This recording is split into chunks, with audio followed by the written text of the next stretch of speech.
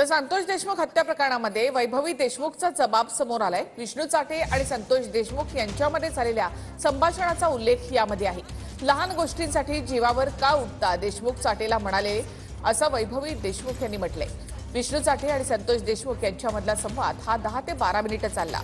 माझं बरं वाईट झाल्यास आई आणि विराजची काळजी घे, फोन ठेवल्यानंतर संतोष देशमुखांचं हे वाक्य होतं, असा जबाब वैभवी देशमुख यांचा नोंदवण्यात आलाय।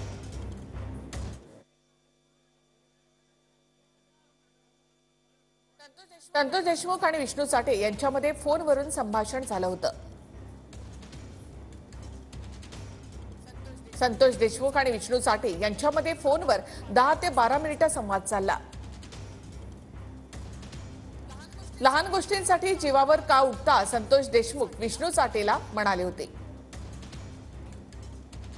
हा फोन विष्णू चाटेचाच होता, असं संतोष देशमुखांनी सांगितलं।